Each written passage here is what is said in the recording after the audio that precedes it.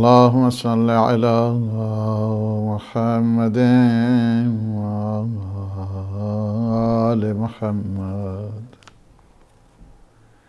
بسم الله الرحمن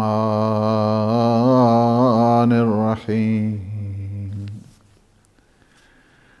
اللهم إنه يحجبني عن مسألتك خلال ثلاث، وتحدوني عليها خلة واحدة. يحجبني أمر أمرت به فابتعدت عنه، ونهي نهيتني عنه فأسرعت إليه،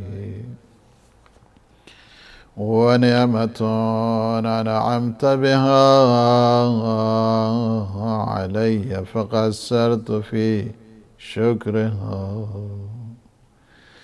ويحدوني على مسألتك تفضلك على من أقبل بوجهه إليك، ووفد بحسن ظنه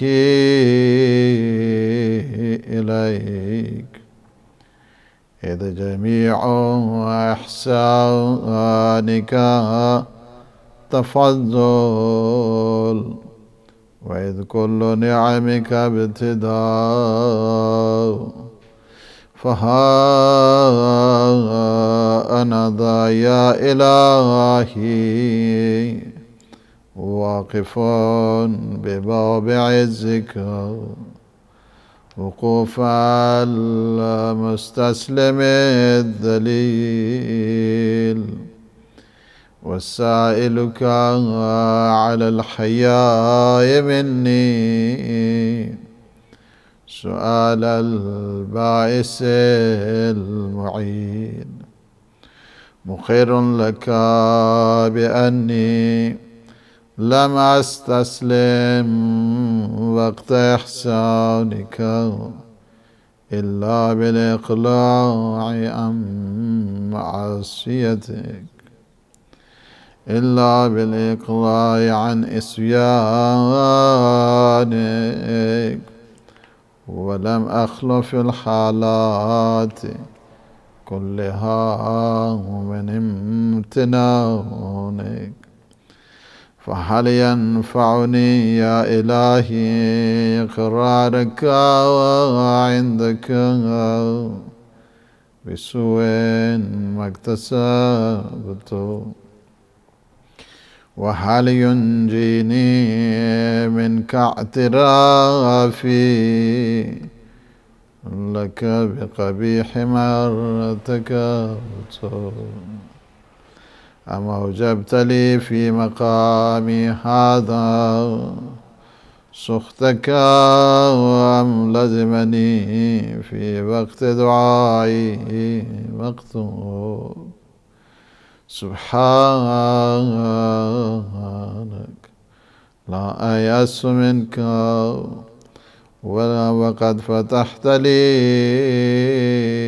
باب التوبة إليك.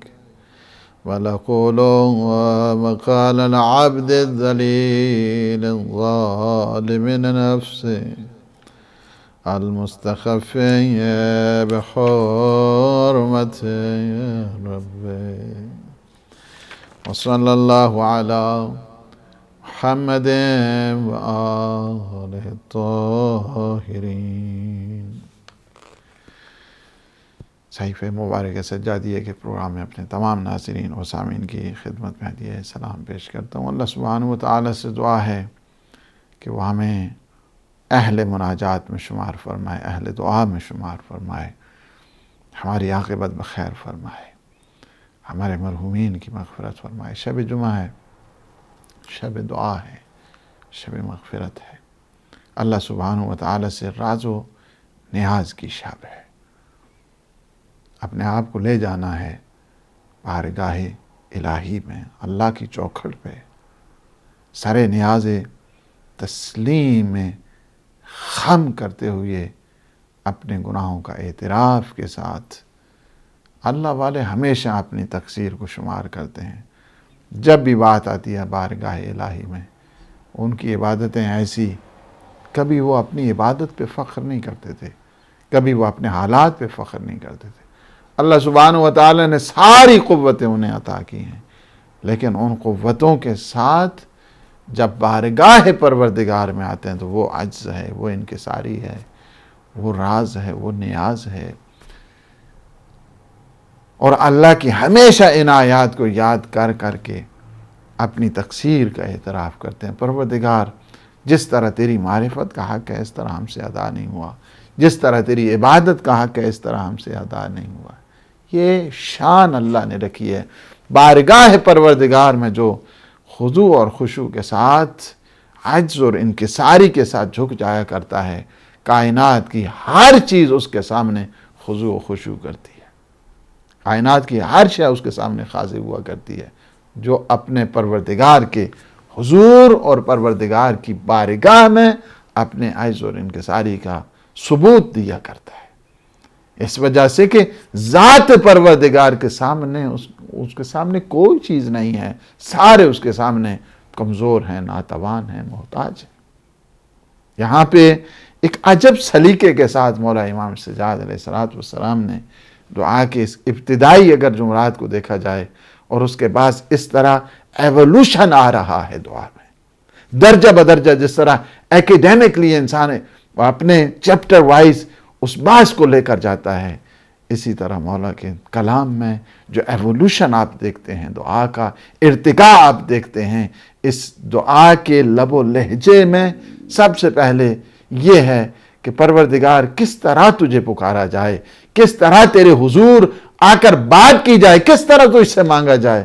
جبکہ تو نے نعمتیں دیں اس پہ شکر نہیں کیا، جبکہ تو نے حکم دیا اس میں کوتاہی ہو گئی، جبکہ تو نے نہیں کی اس نہیں میں بھی غفلت برتنے والا ایک انسان کس طرح تیرے پاس ہے۔ یہ سلیقہ سکھایا مولا امام سجاد نے، یہ طریقہ سکھایا، اپنے خالق اور مالک سے گفتگو کا انداز سکھایا ہے، اور پھر یہ بتا دیا ہے کہ نہیں، ایسے نہیں ہو سکتا ہے، تو نے اپنا یہ جو تفضل کا اور راہ فضل اور احسان ہے کہ جسے دیکھتے ہوئے پھر تیری بارگاہ میں آ گئے، پھر تیری بارگاہ میں۔ اس وجہ سے کہ جب ایک انسان اللہ سبحانہ و تعالیٰ کے حضور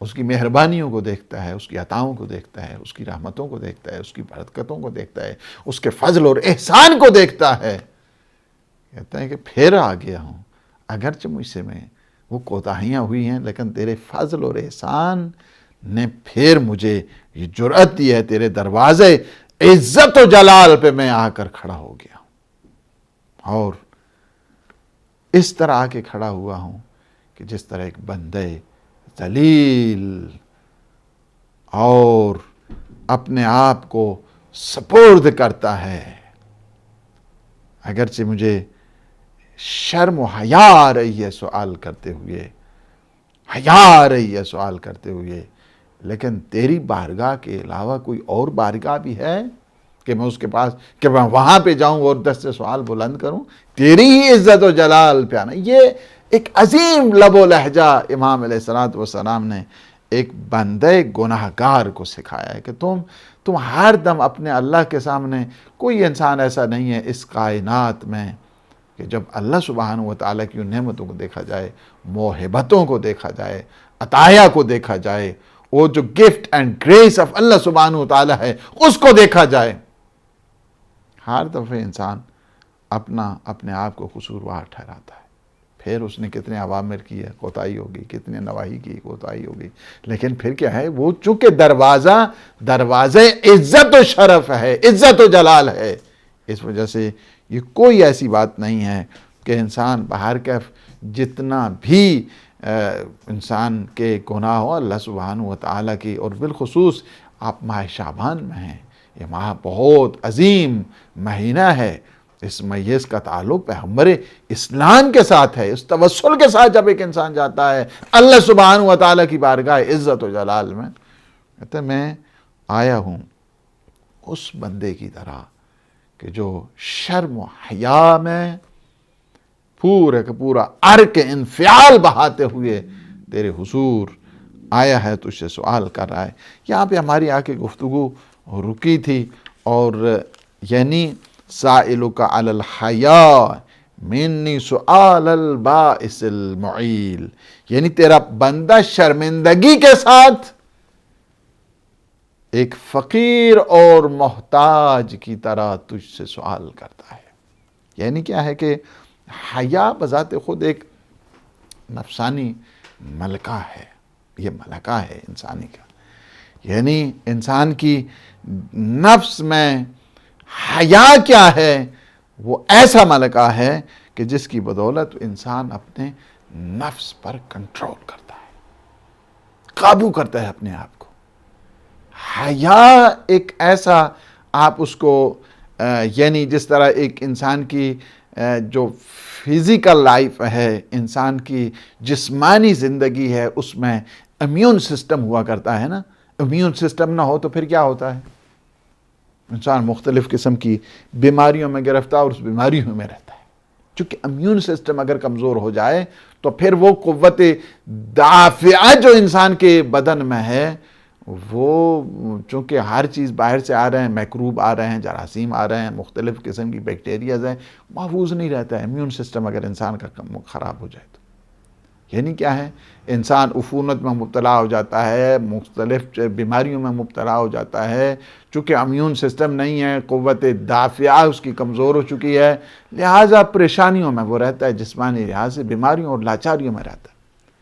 اسی طرح ایک انسان کا امیون سسٹم ہے اسپریچول لائف میں بھی، انسان کی معنوی زندگی میں بھی ایک امیون سسٹم ہے.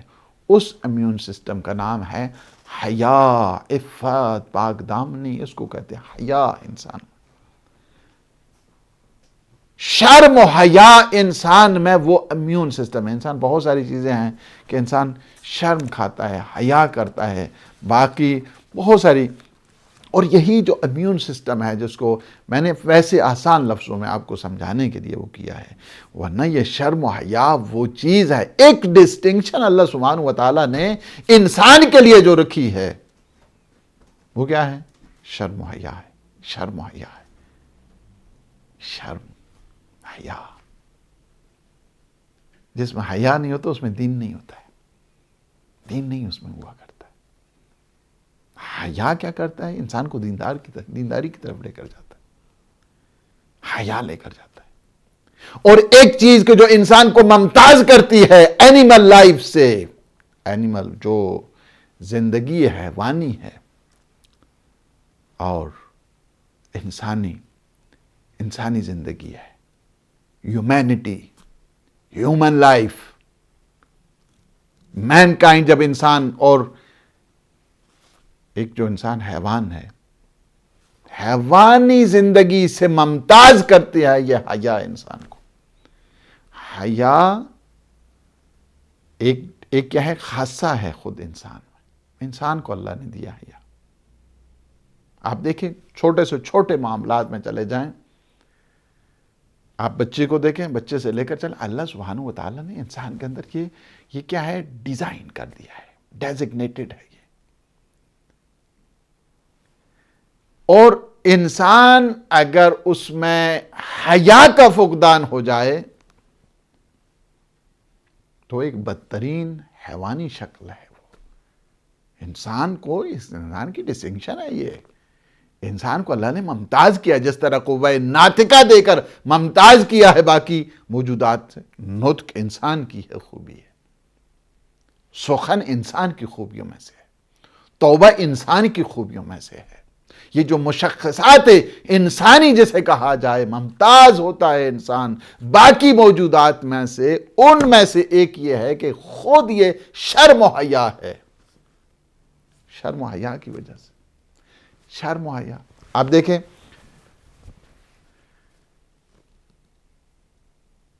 انسان جب بھی کوئی مثلاً چھوٹے سے حیا کرتا ہے، بچوں سے حیا کرتا ہے، والدین سے حیا کرتا ہے، دوست احباب سے حیا کرتا ہے، شرم کھاتا ہے، اسی طرح یعنی نہ فقط انسان اپنے جسمانی لحاظ کے ساتھ، روحانی لحاظ کے ساتھ بھی کیا کیا مثالیں میں بات کروں، آپ جو ہے نا وہ سمجھ رہے ہیں بات.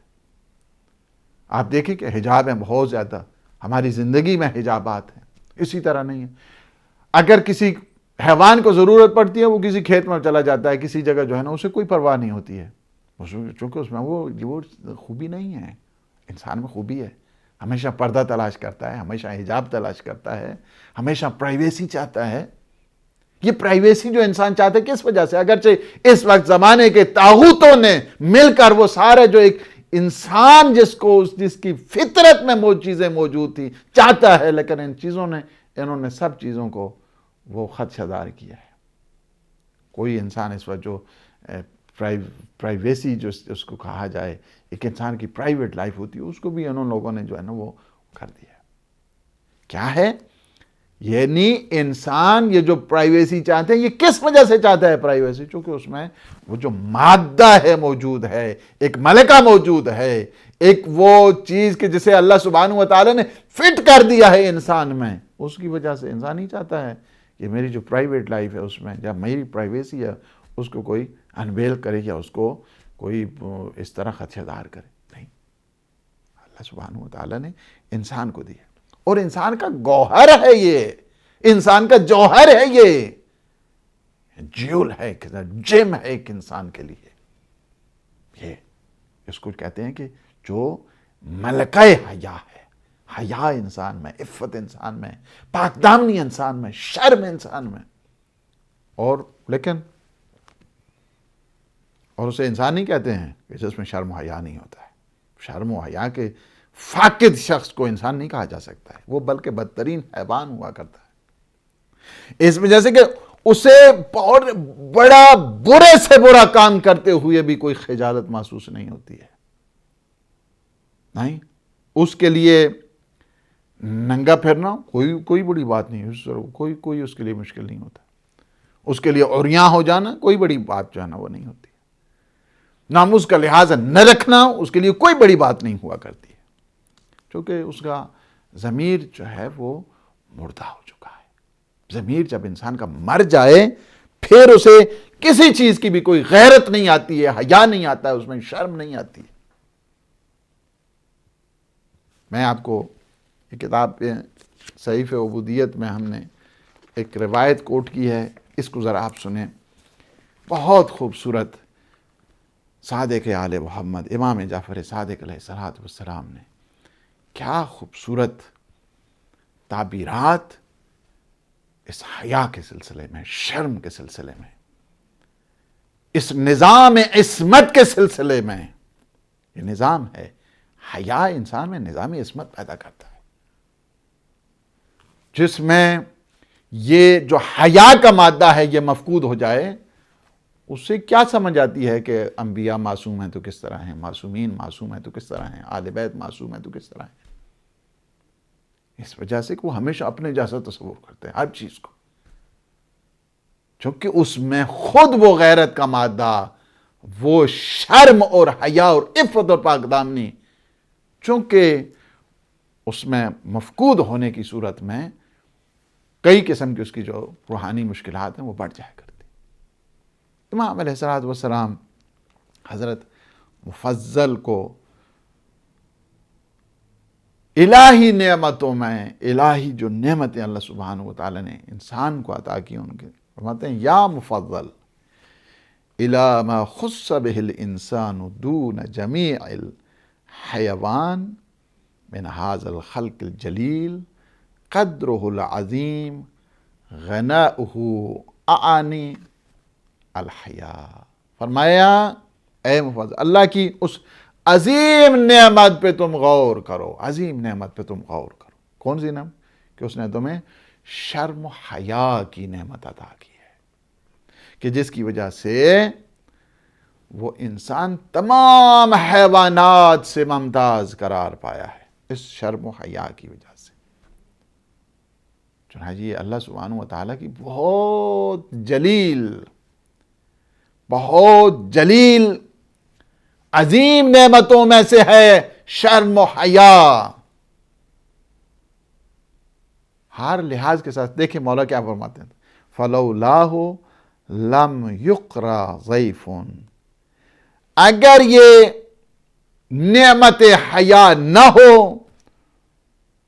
تو انسان کسی کو مہمان بھی نہیں، مہمانی کا شرف بھی انسان نہیں دے سکتا ہے. کیا حیا کرتا نہیں، آئے ہیں سامنے ہیں، ماشاءاللہ ان کی خدمت ہونی چاہیے، مہمانداری کرتا ہے، مہمان نوازی کرتا ہے.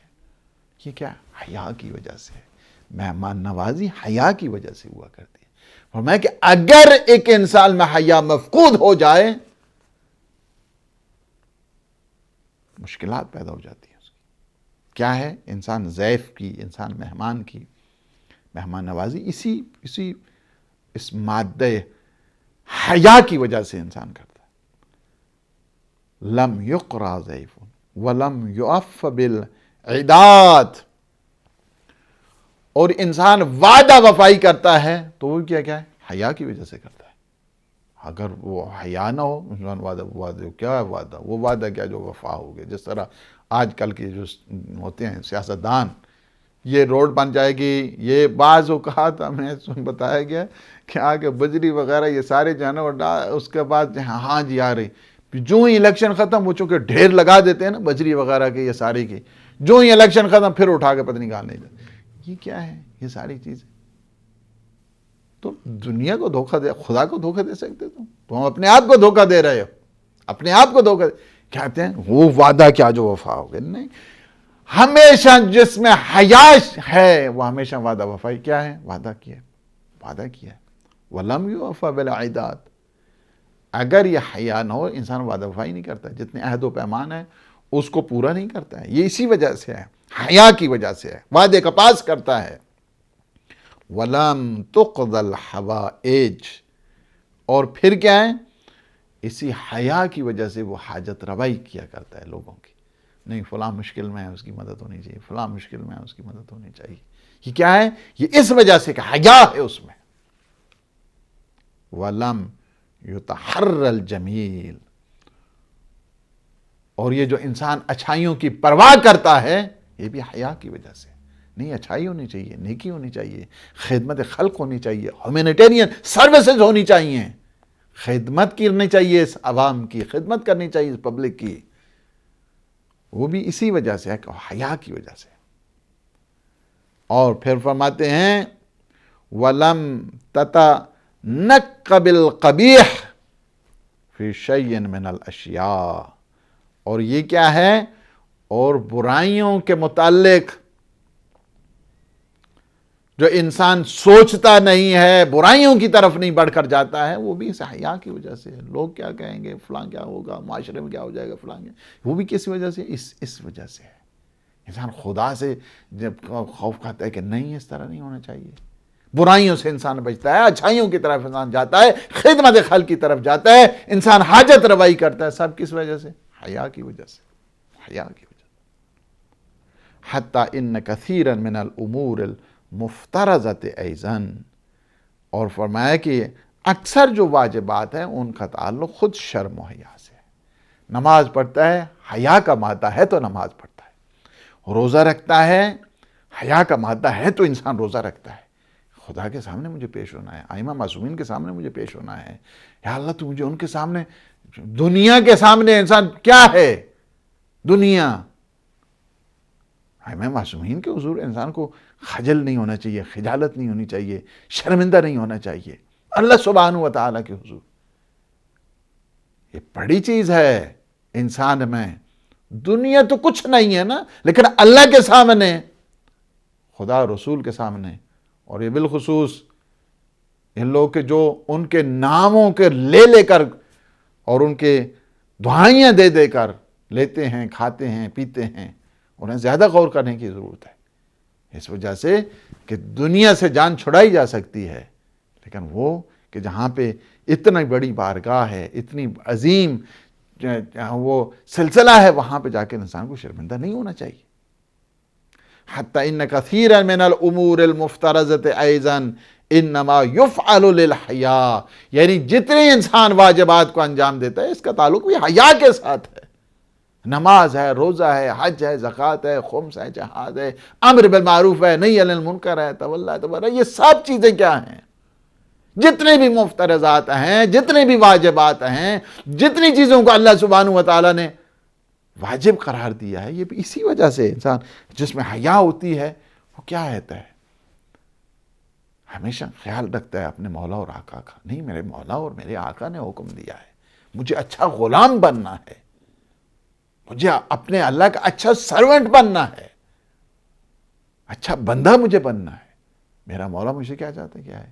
کل اگر وہ مجھ سے پوچھے کیا ہے، اس حیا کی وجہ سے نہیں، مجھے شرمندہ نہیں ہونا ہے اپنے آقا کے حضور، مجھے اپنے مولا کے حضور شرمندہ نہیں ہونا ہے۔ یہ کیسے ہو سکتا ہے کہ میں اس کے حضور گستاخیاں کروں، جسارتیں کروں؟ نہیں، یہ سب کیا ہے؟ حیا کی وجہ سے۔ اور پھر فرماتے ہیں فَإِنَّ مِنَ النَّاسِ مَن لَوْلَا الْحَيَاءُ لَمْ يَرْعَ حَقَّ وَالِدَيْهِ۔ اللہ اکبر۔ اگر کسی شخص میں حیا کا کوئی فرد ایسا ہو کہ جس میں حیا نہ ہو، فرمایا کہ لم یرع حق والدیہ، وہ اپنے والدین کے حقوق کا کبھی خیال نہیں رکھتا جس میں حیا نہیں ہوتا۔ حیا نہ ہو، حیا نہ ہو تو والدین کے حقوق کی مراعات کیوں کر ہوگی؟ فرماتے ہیں وَلَمْ يَصِلْ ذَا رَحِمٍ، اور انسان کبھی صلہ رحم نہیں کرے گا اپنے عزیزوں کے ساتھ، اپنے رشتہ داروں کے ساتھ، اپنے دوست کے ساتھ، اپنے احباب کے ساتھ، جو کیا ہے کہ جو ایک اچھی گڈ ٹائز جو رکھنی ہے ان کے ساتھ، وہ اسی وجہ سے، حیا کی وجہ سے۔ اپنے عزیزوں کے ساتھ انسان رشتہ داروں کے ساتھ، دوست احباب کے ساتھ، والدین کے ساتھ اچھا سلوک جو کرتا ہے، گڈ بیہیویئر میں رہتا ہے، اچھے کانٹیکٹ میں رہتا ہے، اچھے لائف سٹائل میں رہتا ہے، ان کی مدد کیا کرتا ہے، ان کے خیال رکھا کرتا ہے، اس حیا کی وجہ سے۔ انسان میں اگر حیا نہ ہو، والدین کے حقوق کا خیال نہیں کرے گا، صلہ رحم نہیں کرے گا، اللہ کے واجبات کو انجام نہیں دے گا، وعدہ وفائی کی کوئی اسے ضرورت نہیں پڑے گی، اسی طرح جتنے بھی عزیز اقارب کے حقوق ہے سب کو وہ پامال کرے گا، چونکہ حیا کا جو فقدان ہے بہت زیادہ انسان میں پریشانیوں اور بہت زیادہ مصیبتوں کا باعث بنا کرتا ہے۔ یہ ہے، فرماتے ہیں وَلَمْ يَصِلْ ذَاتَ رَحِمٍ وَلَمْ يُؤَدِّ أَمَانَةً، اور پھر وہ امانت بھی نہیں دے گا۔ اگر کسی میں حیا نہ ہو تو وہ امانت کا خیال بھی نہیں کرے گا۔ اچھا رکھ دیا، کوئی بات نہیں، کوئی پتہ ہی نہیں اسے۔ بابا امانت مسلم ہے، نان مسلم ہے، ڈزنٹ میٹر کیا ہے، امانت کسی نے دی ہے، اس امانت کو ادا کرو، خواہ مسلمان ہے خواہ مسلمان نہیں ہے، کسی سے وعدہ کیا ہے اس وعدے کو پورا کرو، خواہ مسلمان ہے یا مسلمان نہیں ہے۔ نان مسلم، نان مسلم کیا انسان ہے؟ تم نے کسی سے امانت لی ہے، اس امانت میں خیانت حرام ہے، خواہ مسلمان ہے یا وہ نان مسلم ہے۔ یہ اسلام ہے، اسلام کی کوالٹیز کو سمجھنے کی ضرورت ہے۔ پہلے انسانیت کے بھرم کو انسان دیکھے، پھر اس کے بعد دین آتا ہے۔ جس میں انسانیت کی پہچان نہیں، اس میں دین کہاں سے آئے گا؟ اس وجہ سے اسلام، یہ معصومین ہیں، یہ ہمارے آقا ہیں، یہ ہمارے مولا ہیں، یہ ہمارے ہادی اور مہدی ہیں، یہ ہمارے رہنما اور مقتدا ہیں۔ ہم نے دین ان سے لینا ہے، اپنے آپ سے نہیں لینا ہے، اور نہ ہی اپنی خواہ جو ہیں دین کے سلسلے میں اپنی افکار کو چلانا ہے کہ ہم جی بڑے فکر ہوا۔ کہاں سے فکر؟ کیا ہے انسان؟ سوچے خود کیا ہے؟ فکر دین ان سے لینا ہے، ایمان ان سے لینا ہے، قرآن ان سے لینا ہے، تعلیمات ان سے لینی ہے۔ یہ تو سب سے بڑی بدبختی ہے کہ انسان کی ہوتی ہے کہ اپنے آپ کو جو ہے نا وہ سمجھتا رہے، اپنا انسان کو ہمیشہ فقر کی حالت میں سمجھے معصومین کے سامنے۔ وَلَمْ يُعَدِّ أَمَانَةً وہ کیا ہے؟ امانت کو ادا نہیں کرے گا. امانتیں ادا ہوتی ہیں حیا کی وجہ سے. وَلَمْ يَعْفُ عَنْ فَاحِشَةٍ. اور جتنے برے لغو اور حرام کام ہیں ان سے وہ اجتناب نہیں کرے گا. یعنی کیا ہے؟ کیا وجہ ہے؟ اس کی وجہ یہ ہے کہ جب انسان میں حیا نہ ہو، شرم نہ ہو، پھر وہ کیا کرتا ہے؟ پھر حرام کاموں سے اس سے بچنا یا اس قسم کی چیزوں کے لیے کوئی مفہوم ہی نہیں رکھتا ہے. نہیں، حیا کا جو مادہ ہے انسان میں، حیا کے مادے سے کیا ہوتا ہے؟ انسان برائیوں سے بچتا ہے، انسان لغویات سے بچتا ہے، انسان لہوات سے بچتا ہے، انسان وہ جو فاحشات اور منکرات ہیں ان سے بچتا ہے، وعدہ وفائی کرتا ہے، صلہ رحم کرتا ہے، والدین کے حقوق کا خیال کرتا ہے. یہ سارے کے سارے کیا ہیں؟ شرم و حیا. یہ اللہ سبحانہ و تعالیٰ نے ایسی نعمت دی ہے جو انسان کو اللہ نے دی ہے. یہ ڈسٹنکشن ایسی ہے کہ جو اللہ نے انسان کو دی ہے. اس کا ہر دم اسے خیال کرنا چاہیے. یہ جو شرم و حیا، خدشدار ہو جاتا ہے انسان، مسلسل گناہ کرتا رہے خدشدار ہو جاتا ہے. جس طرح فرمایا کہ اللہ سبحانہ و تعالی ہمیشہ اپرچونٹی دیا کرتا ہے، ہمیشہ فرصت دیا کرتا ہے، ہمیشہ ڈھیل دیا کرتا ہے. ہمیشہ اللہ چاہتا ہے چلیں کوئی بات نہیں، اگلی بار تک اس کو کر دو. فرمایا کہ جب ایک انسان گناہ کبیرہ کرتا ہے تو اس کے دل پہ ایک سیاہ ڈاٹ بن جاتی ہے، بلیک ڈاٹ بن جاتی ہے. اس کا دل کرتا جاتا ہے، دوسرا گناہ کیا، تیسرا گناہ کیا، چوتھا گناہ کیا.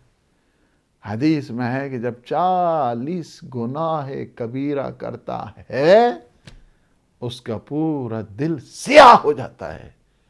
پھر اسے کوئی پرواہ نہیں ہے واجبات کیا ہیں، محرمات کیا ہیں، معصیت کیا ہے، گناہ کیا ہے، رشتہ دار کیا ہیں، ان کے حقوق کیا ہیں، بشر کیا ہے، بشر کے حقوق کیا ہیں. نہیں، کسی چیز کی کچھ نہیں، کسی چیز کی اسے کوئی پرواہ نہیں آتی.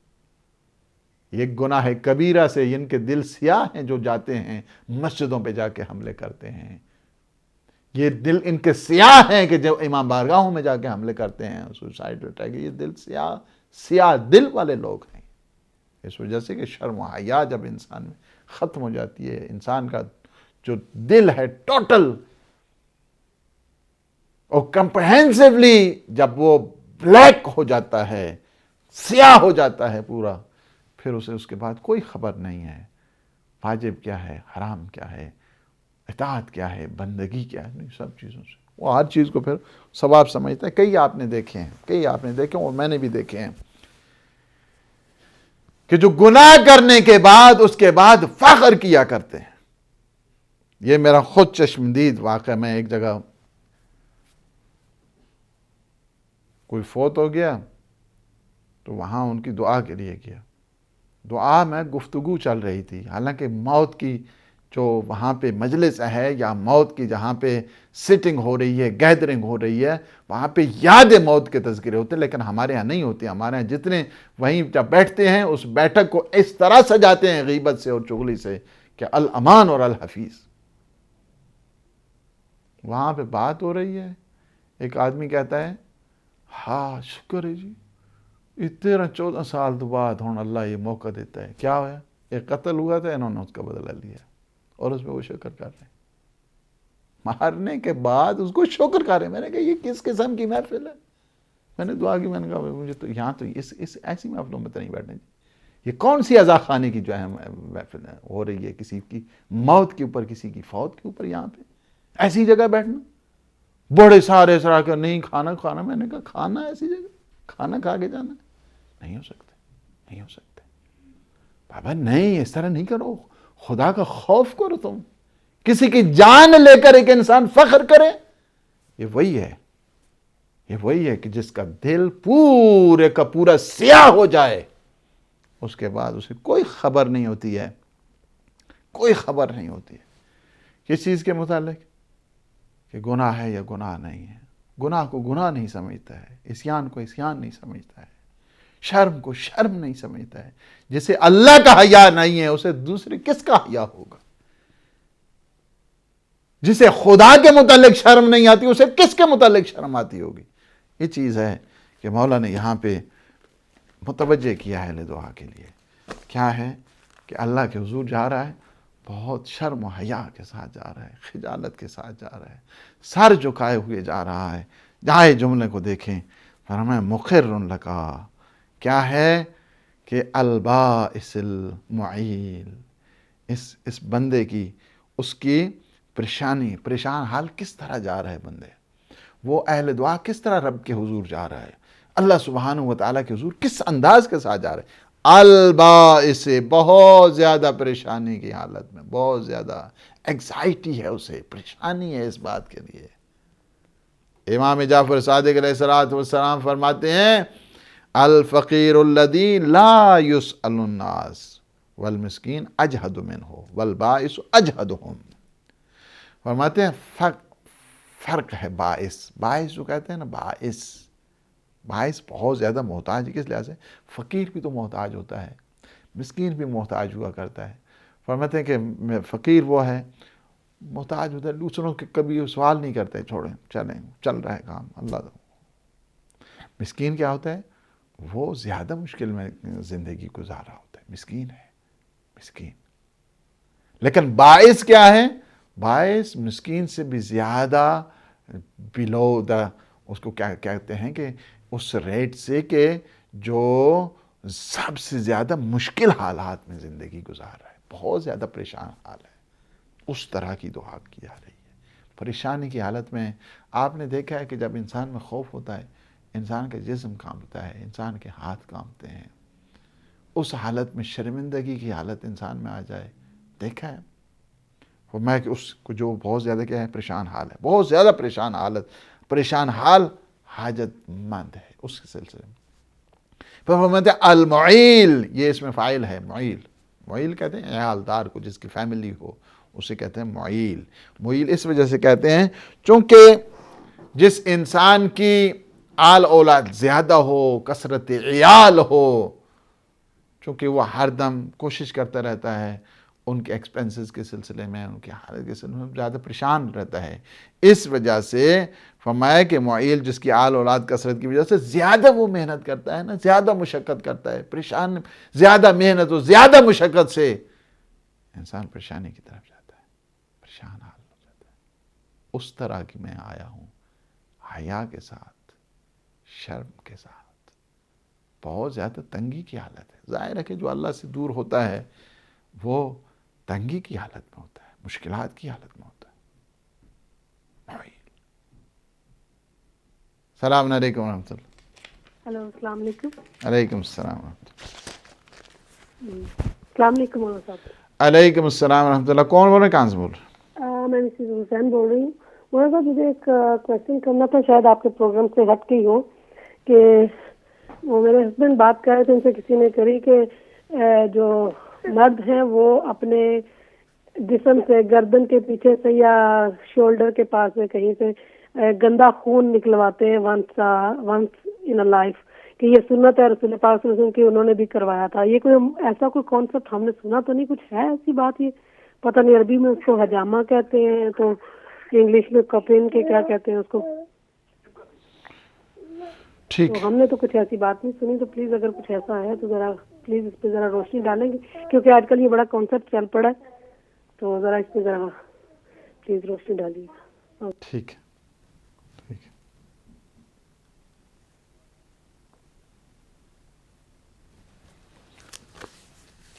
تو یہ ہے کہ دیکھیں معیل جو کہا گیا، معیل یعنی عیالدار، جس کی آل اولاد ہو. کثرت عیال کی وجہ سے انسان مشقت کرتا ہے، زحمت کرتا ہے. السلام علیکم ورحمۃ اللہ. وعلیکم السلام. جی علیکم السلام ورحمۃ اللہ. اونچا بولیے ذرا. اصحاب محمد.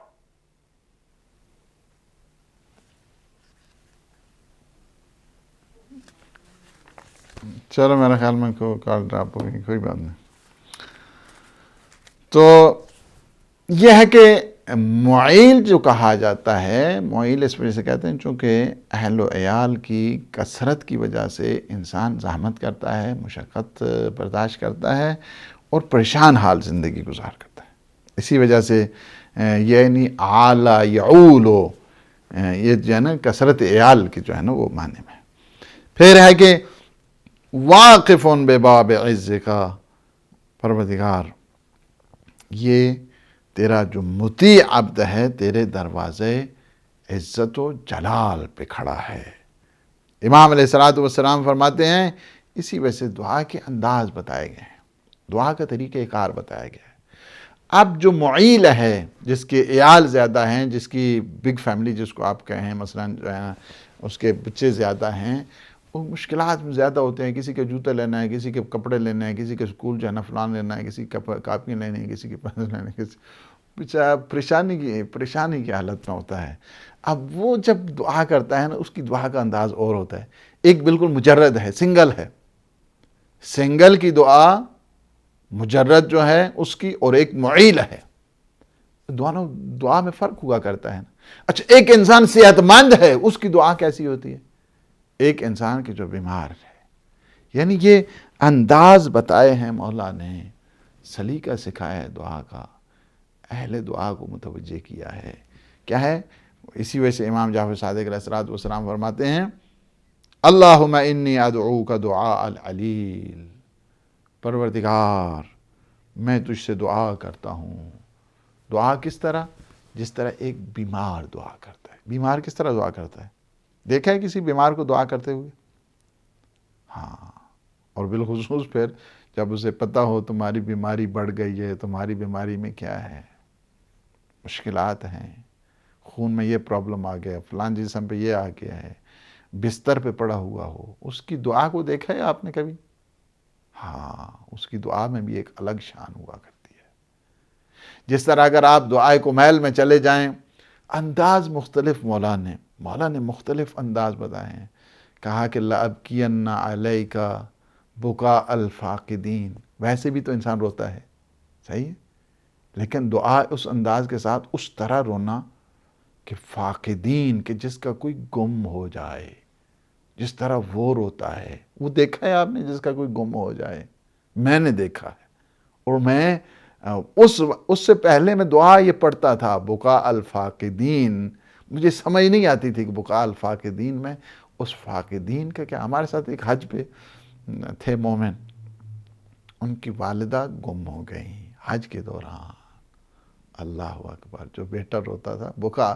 میں اپنے مولا کا وہ جملہ بار بار میں تسلی ضرور دیتا تھا، لیکن جو رونے کا انداز تھا، یا اللہ مجھے اس وقت وہ جو مولا کہا نا میں لَأَبْكِيَنَّ عَلَيْكَ بُكَاءَ الْفَاقِدِينَ، میں تجھ پہ اس طرح گریہ کروں گا، اس طرح، یعنی اس طرح تجھ سے حالت گریہ میں کہ جس طرح ایک فاقدین، جس کا کوئی گم ہو جائے، وہ گریہ کرتا ہے. اس کی ایک عجب شان ہوتی ہے، اس کے رونے کا انداز مختلف ہوتا ہے، اس کی ہچکیاں مختلف ہوتی ہیں، اس کے آنسو مختلف ہوتے ہیں، اس کے دیکھنے کا انداز مختلف ہوتا ہے. اس طرح فرماتے ہیں اللہم انی ادعوک دعاء العلیل، پروردگار میں تجھ سے اس بندے کی طرح دعا کرتا ہوں جو بیمار ہے، بیمار کی طرح. اور بیمار اپنی جب عافیت طلب کرتا ہے، اللہ سبحانہ و تعالیٰ سے صحت طلب کرتا ہے، اس کا ایک عجب انداز ہوتا ہے دعا مانگنے کا. مقر لک بانی لم استسلم وقت احسانک الا بالاقلاع عن نسیانک، پروردگار اس بات کا اقرار کرتے ہوئے کہ تیرے احسان کے وقت ترک معصیت کے سوا اور کوئی اطاعت نہ کر سکا. یا اللہ، اللہ کے بندے اور الہیون جب اللہ سبحانہ و تعالی سے گفتگو کرتے ہیں، اقلاع کا مطلب ہوتا ہے قلع، جس طرح آپ کہتے ہیں خلا کما، یعنی اقلاع کا مطلب ہوتا ہے ترک کرنا، اپنے آپ کو بچانا. یعنی اگر تیری طرف سے اتنی عظیم عنایات ہیں اور میں فقط ترک معصیت میں نے کی ہے. یعنی تیرے احسانات کو دیکھا تو یہ اس اطاعت کی اس منزل پر نہیں آیا، جبکہ تو نے اپنے احسانات کو اور تیری اپنی جتنی عنایات ہیں تو نے ان عنایات کو نہیں روکا. وَلَمْ أَخْلُ فِي الْحَالَاتِ كُلِّهَا مِنْ امتنانِك، تو نے کسی حالت میں بھی مجھے اپنے انعامات سے، اپنے احسانات سے مجھے خالی نہیں رکھا ہے. تو میں نے کیا کیا ہے؟ میں نے یہ کیا ہے کہ تیری معصیت کو فقط چھوڑا ہے. حالانکہ تیری حمد و ثنا، تیرے واجبات کو میں زیادہ سے زیادہ انجام دیتا، اس کے ساتھ جو باقی منہیات ہیں، ممنوعات ہیں، ان سے اجتناب. لیکن جو باقی اتنے اور زیادہ اللہ سبحانہ و تعالیٰ کی بندوں کی خدمت ہے، اس طرف مجھے جانا چاہیے تھا. مجھے دیکھنا چاہیے تھا جوانوں کی خدمت ہونی چاہیے، بچوں کی خدمت ہونی چاہیے، اس معاشرے کی خدمت ہونی چاہیے، یہ بے سہارا لوگ ہیں ان کی خدمت ہونی چاہیے، محتاجوں کی خدمت ہونی چاہیے، مساکین کی خدمت ہونی چاہیے. وقت کیا ہوا؟ تیری منہیات سے بچا، تیرے محرمات سے بچا. باقی کتنے؟ اور تم یا اللہ تو نے ہر نعمت مجھ پہ عطا کی. میں نے اگرچہ یہ سارے جتنے سوشل ویلفیئر کے سسٹم تھے میں اس طرف نہیں بھی گیا ہوں، لیکن تو نے اپنی عنایات سے مجھے خالی نہیں رکھا. تو نے اپنے یہ عنایات ہیں، احسانات ہیں، اس سے مجھے خالی نہیں رکھا. ہر دم تیری عنایات اور احسانات میرے شامل حال ہوتے رہے. لہٰذا مجھے ہر حال میں تیری اطاعت کی طرف جانا چاہیے تھا. تو نے جتنی قوتیں دی، تو نے جتنی استعداد دی، تو نے جتنی قابلیتیں دی، تو نے جتنی نعمتیں عطا کی، اس کے مقابلے میں نے کیا کیا ہے؟ اگر انسان فقط معصیت سے بچ جائے یہ کافی ہے؟ نہیں، مجھے اور زیادہ کام کرنا چاہیے تھا. ہر دم تیری نوازشیں ہوتی رہیں، ہر دم تیرے عنایتیں ہوتی رہیں، اور ایک لمحہ کے لیے بھی تو نے اپنا فیض مجھ پہ نہیں روکا. بہت بڑی بات ہے، بہت انسان کو فَهَلْ يَنْفَعُنِي. یہ سارے انسان اقرار کرنے کے بعد کیا ہے کہ فَهَلْ يَنْفَعُنِي یا الہی اقراری عندک بسوء ما اکتسبت. معبود کیا یہ ساری جتنی یہ جو بدعمالیاں مجھ سے ہوئی ہیں میں نے تیری بارگاہ میں اقرار کیا ہے، ان کا اقرار کیا ہے. بغیر اقرار کے انسان جو ہے نا وہ توبہ کی منزل پر بھی نہیں آتا ہے. سب سے پہلے اقرار کرے. میں نے یہ اقرار جو کیا ہے کیا کہ یہ میرے لیے فائدہ پہنچائے گا، مفید ہوگا یا مفید نہیں ہوگا، یا جو مجھ سے خطائیں سرزد ہوئی ہیں کیا میں نے جو اعتراف کیا ہے تیری بارگاہ میں کیا اسے مجھے عذاب سے نجات ملے گی یا نہیں، یا تو نے اپنے غضب کا جو فیصلہ ہے وہ کر لیا ہے. دے دیں. السلام علیکم ورحمۃ اللہ. ہیلو، السلام علیکم. علیکم السلام ورحمۃ اللہ. جی میں مولانا صاحب سے بات ہو سکتی ہے؟ ہاں میں بول رہا ہوں. جی بول رہا ہوں. مولانا صاحب میں جرمنی سے بات کر رہی ہوں، مس کاظمی. میرا ایک آپ سے کوشچن تھا کہ میں حجاب کرتی ہوں، لیکن جب میں باہر جاتی ہوں اور دوسری لڑکیوں کو، اپنی فرینڈس کو دیکھتی ہوں بغیر حجاب کے، تو سم ٹائمز میرے بھی دل میں ایسے وسوسے آتے ہیں کہ میں نہ کروں، یا میرا کانفیڈنس لیول شاید مجھے لگتا ہے کہ تھوڑا کم ہو رہا ہے، اور مجھے ایسے لگتا ہے کہ میں ایسے باہر نہ جاؤں. تو مجھے پلیز آپ کچھ ایسا گائیڈ لائن دیں کہ میرے دل میں ایسے وسوسے، ایسے خیالات نہ آئیں، کیونکہ میں ایسا چاہتی نہیں ہوں کہ ایسے خیالات آئیں میرے دماغ میں. تو آپ کی بہت مہربانی ہوگی کہ اگر آپ مجھے کچھ ایسی گائیڈ لائن دے دیں تو. ٹھیک، شکریہ بہت بہت. ٹھیک، اللہ حافظ. شکریہ.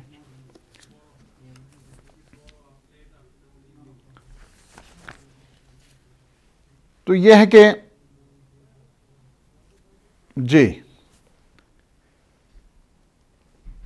فَهَلْ يُنْجِيَنِي مِنْكَ اعْتِرَافِي لَكَ بِقَبِيحٍ مَا ارْتَكَبْتُ. کیا میں نے جو یہ اعتراف کیا ہے تیرے حضور، میرے لیے عذاب سے نجات کا باعث بن سکتا ہے، یا یہ کہ تو نے میرے متعلق اپنے غضب کا فیصلہ کر لیا ہے اور دعا کے وقت اپنی ناراضگی کو میرے لیے باقی اور برقرار رکھا ہے۔ یہ ہے یا اللہ، یعنی انسان اپنی جہالت کی وجہ سے، خواہشات نفسانی کی وجہ سے، ہوا و ہوس کی طغیانی کی وجہ سے، اپنی بدعمالیوں کی وجہ سے اور برائیوں کی وجہ سے کیا ہوتا ہے؟ انسان اپنی شخصیت کو تاراج کر لیتا ہے۔ اللہ نے بڑی عزت دی ہے انسان کو، اللہ نے بڑا مقام دیا انسان کو، اللہ نے بہت شرف دیا انسان کو، لقد کرمنا بنی آدم، لیکن خواہشات نفسانی اور یہ ہوا و ہوس کی طغیانی سے انسان رفتہ رفتہ کیا ہوتا ہے؟ دنیا کے قریب اور آخرت سے دور ہوتا جاتا ہے، اور دنیاوی، اور پھر نتیجہ یہ نکلتا ہے کہ دنیاوی لحاظ سے اخروی لحاظ کے ساتھ انسان سعادت سے محروم ہو جاتا ہے۔ لہٰذا اسے پروردگار کے حضور اقرار کر لے، اعتراف کر لے، اور جب اقرار اور اعتراف کر لیتا ہے تو پھر اللہ سبحانہ و تعالیٰ اسے معاف کر دیتا ہے۔ امام محمد باقر علیہ السلام فرماتے ہیں واللہ ما ینجو من الذنوب الا ما اقرہا، قسم بخدا گناہوں سے وہی نجات پا سکتا ہے جو گناہوں کا اعتراف کرتا ہے۔ اعتراف کرے اللہ سبحانہ وتعالیٰ کے حضور، یا اللہ مجھ سے خطا ہو گئی ہے، مجھ سے عصیان ہو گیا ہے، مجھ سے جرم ہو گیا ہے، پروردگار تو معاف فرما۔ اقرار کرے انسان سب سے پہلے۔ یہ جو اندر کا جاسوس ہے اور اندر کا شیطان ہے اور اندر کی جو خواہشات نفسانی ہیں، ان کے جام کو توڑ کر، پھینک کر، اس کے بعد آ جائے اللہ سبحانہ، پروردگار رستہ گم تھا، اب تیری بارگاہ میں آ رہا۔ اسی کو کہتے ہیں توبہ، یعنی توبہ کا مطلب یہ ہے رجوع کرنا ہوتا ہے، رجوع کرنا ہوتا ہے، ریٹرن ٹو گاڈ۔ اب میں آ گیا ہوں تیری بارگاہ میں، چوکھٹ ہے تو تیری ہے، دروازہ ہے تو تیرا ہے، بارگاہ ہے تو تیری ہے، تیری عزت و جلال کے اس بارگاہ میں ہم آ گیا ہوں۔ اعتراف گناہ کے ساتھ اللہ اسے معاف کر دیتا ہے، اور اعتراف پھر اس انداز کے ساتھ ہو کہ تیرا گناہگار بندہ شرم و حیا سے سر جھکائے، توبہ اور استغفار کر رہا ہے۔ انشاءاللہ اس کی مزید ہے، چونکہ ٹائم ہمارے پاس اتنا ہی ہے، اور ہم اس گفتگو کو اگلے مرحلے میں انشاءاللہ العزیز بتائیں گے کہ یہ بالکل سیم جو لہجہ ہے، آپ اگر مولا امیر المومنین کی دعائے کمیل کو دیکھیں، اس میں بھی بالکل اسی انداز کے ساتھ، اسی کانٹیکسٹ میں اور اسی ادا میں، اسی لہجے میں اللہ سبحانہ و تعالیٰ سے راز و نیاز کی گئی ہے۔ انشاءاللہ اگلے سیشن میں ہماری سسٹر ہیں مس حسین، کوشچن کیا ہے کہ مرد حضرات وہ گردن کے جو ادھر پیچھے جگہ ہے اور حجامت کراتے ہیں۔ دیکھیں حجامت جو ہے نا وہ عربی لفظ ہے، ہمارے ہاں یہ ایک بلکہ لطیفہ بھی بن گیا تھا۔ ہمارے ہاں پاکستان میں جاؤں تو حجامت کہتے ہیں کہ داڑھی وغیرہ سیٹ کرنا، بالوں کو ٹھیک کرنا۔ ہاں جی حجامت کدھر گئے سے؟ جی حجامت کرانے سے۔ ایران میں جائیں تو حجامت کا مطلب وہی ہے کہ جو ابھی آپ نے کہا ہے کہ وہ گردن کے پیچھے وہ جو صحیح معنوں میں جو حجام ہوتے ہیں، اور آج کل تو یہاں پہ کوالیفائڈ وہ ڈاکٹرز بن گئے ہیں، اور یہاں پہ بھی ایک سلسلہ ہے۔ ایران میں جو فارسی میں حجامت کہتے ہیں، اس کو بھی اسی معنی میں ہے کہ وہ جو اچھی لگاتے ہیں پیچھے انسان کے، مرد کے، اور اس سے جو گندا خون ہے اس کو لیا جاتا ہے۔ تو ہمارے ایک دوست تھے، آج کل وہ چونکہ بڑی اچھی پوسٹ پہ ہیں، میں نام نہیں لیتا، تو وہ گئے، تازہ کم میں تھے، تو انہوں نے چونکہ فارسی ظاہر ہے کہ ابتدائی جب ایام ہوتے ہیں تو انسان کی فارسی بھی کمزور ہوتی ہے، تو انہوں نے سمجھا کہ حجامت وہی پاکستان والی ہے، تو انہوں نے کہا کہ آغا حجامت بو کون؟ انہوں نے سمجھا، انہوں نے کہا قمیض اتارو. پھر قمیض اتاری کہ انہوں نے کہا آج پاکستان میں جائیں تو وہ جو ہوتے ہیں ہیئر ڈریسر اتار لیتے ہیں قمیض، ممکن ہے کہ بعض جگہ دیہاتوں میں. تو انہوں نے قمیض اتاری تو انہوں نے وہ تیز کرنا شروع کر دیا اپنا وہ استرش جو تھا وہ سارا جس سے وہ کرتے ہیں. تو وہاں سے اٹھ کے آیا، کہا کہ میں نے یہ حجامت نہیں کہی ہے، میں نے بالوں والی حجامت کہی ہے. تو یہ ٹھیک ہے، اس میں کوئی حرج نہیں ہے، حجامت کر سکتے ہیں اور اچھا ہے. اور جن کا گندا ہے خون انہیں چاہیے کہ وہ حجامت کرنے میں کوئی حرج نہیں ہے، تاکہ یہ خون جو گندگی ہے اس کی آلودگی ہے وہ جب نکلے گا اس سے فریش خون بنتا ہے اور اس سے انسان کی صحت بھی ہوتی ہے. لیکن وہ ڈیپینڈ کرتا ہے کہ وہ حجام کون سا ہے، چونکہ اگر حجام کوالیفائڈ نہیں ہے تو اس کو نقصان بھی ہو سکتا ہے. لہٰذا وہ حجام جو یہ اس معنی میں حجام وہ نہیں ہے کہ جو بالوں کو کاٹتے ہیں، بلکہ یہ جو حجامت ہے اس میں کوالیفائڈ، اب تو یہاں کی یونیورسٹیز میں بھی ریسرچ ہو رہی ہے اور انہوں نے ڈگریاں بھی دی ہیں، ان کو بھی ڈاکٹر کے اس پہ وہ کوالیفائڈ ڈاکٹر بلکہ آج کل ہیں. تو اس میں کوئی حرج نہیں ہے، بلکہ ہمارے یہاں اسلامی جو سیرت ہے پیغمبر اسلام صلی اللہ علیہ وآلہ وسلم کی روایات میں بھی ہے، اس میں حرج نہیں ہے، بلکہ اس کو مستحب قرار دیا گیا. صحیح، لیکن حجام وہ حجامت کرنے والا ہو. ہماری سسٹر نے کاظمی نے کیا ہے فون جرمنی سے کہ حجاب خود بذات خود حجاب میں ہے، لیکن ان کی کچھ سہیلیاں ہیں، کچھ دوست ہیں، وہ ہیں کہ جو حجاب نہیں کرتی ہیں. تو یہ جب جاتی ہیں تو ان کا بھی تھوڑا سا وہ ہو جاتا ہے، وسوسہ ہو جاتا ہے کہ انہوں نے سب نے کیا. اس دوستوں کے اس لحاظ سے بڑا اثر ہوتا ہے. یہ آپ کا نہیں ہے، وسوسہ نہیں ہے، بلکہ چونکہ وہ ماحول اس قسم کا ہے، انوائرمنٹ اس قسم کی ہے. جس طرح اگر سارے چائے وہاں پہ پی رہے ہوں تو ایک آدمی اسی طرح اکیلا بیٹھا ہو تو اس کے بھی جی چاہتا ہے کہ میں بھی چائے پیوں. یہ کیا ہے کہ اسی وجہ سے فرمایا گیا کہ ایسے دوست اور احباب کے جو انسان کو برائی کی طرف لے کر جائیں، ان سے تھوڑا سا انسان کو اوائڈ، یا تو پکا ایمان ہونا چاہیے، پکا ایقان ہونا چاہیے انسان کا کہ جس سے اس قسم کی پریشانی نہ ہو. دوسرا یہ ہے کہ آپ نے حجاب کیا ہے، آپ نے ان دوستوں کے کہنے پہ یا ان سہیلیوں کے کہنے پہ آپ نے حجاب نہیں کیا ہے، آپ نے اللہ سبحانہ و تعالیٰ کے حکم کے تحت، اپنے آقا رسول صلی اللہ علیہ وآلہ وسلم کے حکم کے تحت، آپ سیدہ کی کنیز ہوتے ہوئے آپ نے اس حکم کو جو ہے اس کو اوبے کیا ہے، اس کو مانا ہے، اس کی اطاعت پہ گئی ہیں. آپ کا شرف بہت زیادہ ہے کہ آپ اس یورپ کے جو ماحول میں رہ کر اپنے حجاب کو سالم رکھتے ہیں، اور حجاب کو یعنی یہ بہت بڑا جہاد ہے، یہ بہت بڑی سٹرگل ہے ان دی وے آف اللہ سبحانہ و تعالیٰ کہ ایک خاتون آتی ہے اور حجاب کر کے مثلا وہ جا رہی ہے شاپنگ کے لیے، جا رہی ہے ڈاکٹر کے پاس، جا رہے ادھر ادھر جو اپنے فیملی وزٹ کے لیے، سوشل وزٹ کے لیے، تو اپنے سینٹر میں، اپنے مرکز میں، اپنے مسجد میں، یہ بذات خود ایک ایسی تبلیغ ہے. آپ مجھ سے زیادہ تبلیغ کر رہی ہیں اس سلسلے میں تو یہاں بیٹھا ہوں.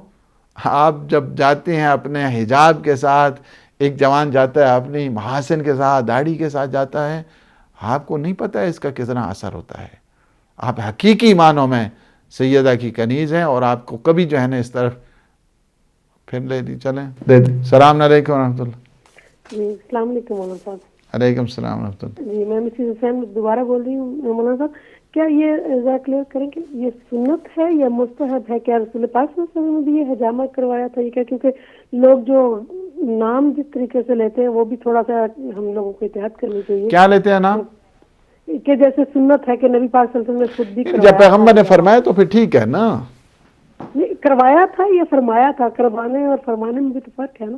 جب انہوں نے فرمایا ہے، معصومین کے اقوال کے تحت موجود ہے اور معصومین کے ہاں بھی موجود ہے، اس میں کوئی حرج نہیں ہے، اس میں مستحب قرار دیا گیا ہے. یعنی اگر کوئی اس میں واجب تو نہیں ہے نا، ہر ایک واقعہ جو ہے نا وہ جا کے وہ پچھ لگوا کے ہی آئے. وہ یہ ہے کہ آپ نے وہ فون تو کٹ گیا ہے، لیکن آپ سن لیں پھر دوبارہ سے کہ وہاں پہ جو مستحب قرار دیا گیا ہے یعنی ثواب ہے اس میں، یعنی آپ کی صحت کے لیے ٹھیک ہے، واجب نہیں ہے کہ آپ جو ہے نا لازمی طور پہ کوئی مرد یا کچھ اس قسم کا وہ سلسلہ ہو تو اس کے لیے کوئی واجب نہیں ہے۔ اگر کوئی چاہتا ہے کہ اس کی صحت اچھی رہ جائے تو وہ موسم ہوتا ہے۔ ہمارا بھی ایک دوست ہے یہاں پہ مانچسٹر میں، پچھلی سال اس طرح یہ ہو گیا کہ جب موسم بہار آئے تو مجھے فون کیا، کہا کہ آغا سنت ہے آپ بھی آئیں یہاں پہ میرے پاس حجامت کے لیے۔ میں نے کہا میرے خیال اس کا ٹائم نہیں تھا باہر کا، لیکن یہ ہے کہ کچھ جو اسلامی رولز اینڈ ریگولیشنز ہیں اس کو کوئی واجب تھوڑا ہوتا ہے کہ آپ اس کو، وہ انہوں نے مجھے فون کیا، میں نے ابھی تک جو ہے نا وہ ان کی والدہ کا انتقال ہوا تو میں وہاں پہ گیا فاتح کے لیے اور میں نے وہ بوتلیں دیکھی، وہ سارا سلسلہ ایک پورا جو ہے نا ان کا وہ روم تھا اس میں سارا وہ بتا رہے تھے، بلکہ کچھ شرعی لحاظ سے کچھ مسئلے تھے ان کے اور وہ بھی مجھ سے پوچھے، تو اس میں کوئی حرج نہیں ہے۔ پیغمبر اسلام احادیث میں موجود ہے، معصومین کے ہاں بھی احادیث موجود ہیں، اس میں کوئی حرج نہیں ہے۔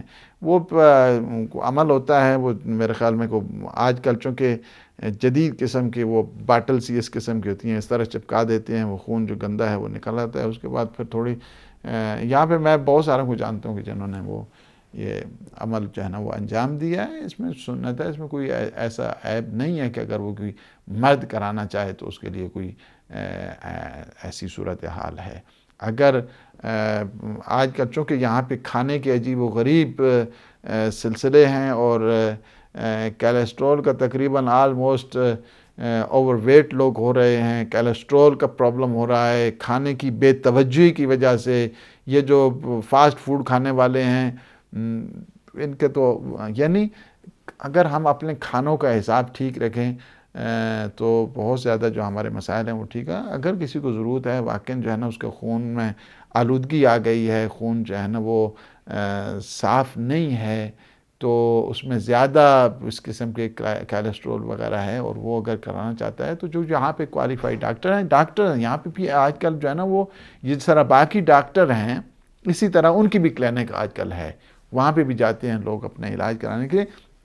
علاج کرانے کے مختلف طریقے ہیں، جس طرح جو ہے ایلوپیتھک ہے، ہومیوپیتھک ہے، اسی طرح یہ بھی ایک پیتھک ہے کہ وہاں پہ جاتے ہیں اور پچ لگاتے ہیں، وہ یہاں سے جو ہے نا مختلف جو ان کا وہ اپنے کوالیفائڈ ہوتے ہیں، انہیں پتہ ہوتا ہے کہاں سے جو ہے نا وہ، اب اس کو پیٹ میں تو نہیں نہ کرتے ہیں، وہ پیچھے جو مختلف رگیں ہوتی ہیں انہیں چونکہ پتہ ہے کہ کہاں سے اس گندا خون جو ہے وہ نکالنا ہے اور کہاں سے وہ وینز آتی ہیں اور کیسے ہوتا ہے، تو اس میں کوئی حرج نہیں ہے۔ جو میں نے کہا ہے کہ سنت ہے، مستحب ہے، اس میں کوئی حرج نہیں ہے اور وہ کرا سکتے ہیں، اور اس میں اچھا ہے اگر کسی کا خون صاف نہیں ہے تو اس کو کرانا چاہیے، خون نکالنے میں تو کوئی حرج نہیں ہے، خون دینا چاہیے، بلکہ جتنے ہیلدی ہیں، اور میں تو اس حد تک ایڈوائز کرتا ہوں کہ جہاں پہ جو محرم کے سلسلے میں بھی سید الشہداء کے نام کے خون کی بھی سبیلیں آپ لوگوں کی ہونی چاہیے، جس طرح ہمارے ہاں سبیلیں ہوتی ہیں، پانی کی سبیلیں ہیں، شیر کی سبیلیں ہیں، دودھ کی سبیلیں ہیں، اسی طرح ہمارے ہاں سید الشہداء کے مقدس نام پہ خون کی سبیلیں بھی ہونے چاہیے کہ خون دے دیں سید الشہداء کے نام پہ، اسے بھی اسی طرح ثواب ملے گا۔ تو یہ بھی ہے۔ اب جرمنی سے جو فون کیا تھا میں اسی پہ بات میری تھوڑی سی ہو رہی تھی کہ دیکھیں آپ لوگ جو یہاں پہ زندہ تبلیغ کر رہے ہیں، ایک خاتون جب حجاب کے ساتھ جاتی ہیں اپنی شاپنگ کے لیے، مال میں جاتی ہیں، بازار میں جاتی ہیں، کام پہ جاتی ہیں، آفس میں جاتی ہیں، وہ زندہ تبلیغ ہے۔ حقیقت میں اس وقت دشمن سب سے زیادہ جو خوف کھا رہا ہے یہ جو زندہ تبلیغ ہے۔ ایک جوان ہے جس نے داڑھی رکھی ہے، محاسن رکھی ہے، سارے خوف کھاتے ہیں۔ داڑھی البتہ حساب کتاب کی داڑھی ہونی چاہیے، اتنی داڑھی نہیں ہو کہ بس سارے اس سے۔ حجاب بھی اسی طرح ہے، ایسا نہیں ہے کہ پورا ایک انسان وہ جائے کہ جس سے سارے لوگ وہ سمجھیں کہ کیا ہو رہا ہے۔ حجاب جو آپ کا شرعی لحاظ کے ساتھ ہے اس حجاب کو آپ کریں اور آپ جائیں۔ آپ یقین کریں جتنا اجر آپ کو بیوی دیں گی، کوئی میں اس کی کیا بتا سکتا ہوں ان الفاظ میں ساتھ۔ حجاب آپ لوگوں کی شان ہے، حجاب ایک خاتون کے گویا اس طرح ہے کہ وہ سفیر سیدہ بن کر جو ہے نا وہ جا رہی ہے خاتون حجاب کے ساتھ۔ حجاب جن دنیا والے اسی وجہ سے ایک جو انہوں نے ٹیکٹکس استعمال کی وہ یہ تھی کہ حجاب کی بدنامی کے لیے انہوں نے مختلف ہتھ کنڈے استعمال کیے. وہ فقط آنکھیں نظر آ رہی ہیں اور عجیب و غریب ان کا وہ ایک سلسلہ تاکہ بدنام کیا جائے اسلام کو. نہیں، حجاب آپ لوگوں کی شان ہے، حجاب آپ لوگوں کی عزت ہے. اے زن بتو، مجھے وہ فارسی کے وہ شعر یاد ہیں جو وہاں پہ قم میں بعض شہروں میں ہم نے دیکھا، مشہد میں دیواروں کے اوپر لکھے ہوئے تھے، اے زن بتو از فاطمہ این گون خطاب است، ار زندہ ترین زینت زن حفظ حجاب است. ایک خاتون کو بیوی کا یہ پیغام آتا ہے. پیغام کیا آتا ہے؟ ار زندہ ترین زینت زن حفظ حجاب است. ایک خاتون کی جو سب سے بڑی زینت یہ ہے کہ وہ اپنے حجاب کو محفوظ رکھے، حجاب کو محفوظ رکھے. حجاب آپ کی شان ہے، حجاب آپ کی زینت ہے، حجاب آپ کا پیغام ہے سیدہ سلام اللہ علیہ کا. اسے کیا پتہ چل سکتا ہے جس کا حجاب نہیں ہے کہ بیویاں کس طرح جو ہے نا وہ کوفہ اور شام میں گئی. اسی حجاب کو میرے آقا اور مولا مور دین 35 ایئرز یاد کر کے رویا کرتے تھے. جب پوچھا جاتا تھا آپ کو سب سے زیادہ تکلیف کہاں ہوئی، فرمایا کہ شام میں ہوئی، جب مائیں بہنیں بیٹیاں بے پردہ ہو، بے مخنہ شرابی کے دربار میں گئی. آپ ایک حسن ہے حجاب، تزک و احتشام ہے حجاب. حجاب آپ کو میں سارے مسلمانوں سے یہ کہوں گا، وہ خواتین کہ جو بے حجاب ہیں، حجاب نہیں کر رہی ہیں، آپ سیدہ کی سنت کو ہمیشہ ہمیشہ کے لیے یہ سیدہ یا اسلام نے اس کو واجب قرار دیا ہے. یہ خاتون کے بال اسی طرح نہیں عریاں ہونے چاہیے. اس کا تعلق بھی حیا کے ساتھ ہے، اس کا تعلق بھی عفت کے ساتھ ہے، پاک دامنی کے ساتھ ہے. اور میں سمجھتا ہوں کہ ہماری باتیں جب سنتی ہیں، ہماری بہنیں ہیں، ہماری بیٹیاں ہیں، سنتی ہیں، اس پہ عمل بھی کرتی ہیں اور ہم دعائیں بھی دیتے ہیں کہ یہ سرمایہ ہے ہماری قوم کا اور یہ کنیزان سیدہ سلام اللہ علیہ ہیں. اور مجھے وہ جو ان کی دوست ہیں اور ان کی سہیلیاں ہیں ان سے بھی میں یہی گزارش کروں گا کہ اس حجاب کو کہ جو یاد ہے اس وجہ سے کہ حجاب کو جو نماز کو بھول گیا ہے نا وہ کربلا کو بھول گیا ہے، اور جو حجاب کو بھول گیا ہے نا وہ شام کو بھول گیا ہے. اسے نہیں خبر ہے کہ حجاب پہ سادات پہ کیا گزری. آپ میں چونکہ ایام ماہ شعبان میں اس طرف نہیں جاتا. آپ لوگ ظاہر ایک مہینہ ہوتا ہے، اس میں خوشیوں کے دن ہیں اس میں، لیکن میں آپ کو یہ سادات کا ہے، یہ سادات کے تھے یہ جملے، واہ حجابہ، یہ سادات کے جملے ہیں، یہ شہزادیوں کے جملے ہیں، واہ حجابہ. ہمیں حجاب کی طرف جانا چاہیے. اللہ سبحانہ و تعالیٰ سے دعا ہے کہ ہمارے لمحات کو اپنی عبادت میں شمار فرمائے، ہمارے گناہوں سے عفو درگزر فرمائے. پروردگار ہمارے گناہوں کا نہ دیکھ، اپنے لطف اور احسان کے صدقے میں ہمارے جملہ گناہان صغیر اور کبیرہ کو معاف فرما، ہمیں اپنے نیک مخلصین عبادت گزار بندوں میں شمار فرما. پروردگار ہمارے جتنے مومنین مومنات مریض ہیں، بیمار ہیں، کربلا کے صدقے میں انہیں صحت سلامتی، شفا کاملہ اور عاجلہ عطا فرما. ہم سب کے مرحومین کو یا اللہ شب جمعہ ہے، شب مرحومین ہے، ہم سب کے مرحومین کو جوار رحمہ، جوار عصمت، جوار سید الشہداء میں جگہ عنایت فرما. یا اللہ عالم اسلام کو سر بلند فرما، عالم طاغوت کو نابود فرما، امام زمان قطب عالم امکان کو ظہور پر نور میں تعجیل فرما. اللہم عجل لولیک الفرج. والسلام علیکم ورحمۃ اللہ وبرکاتہ.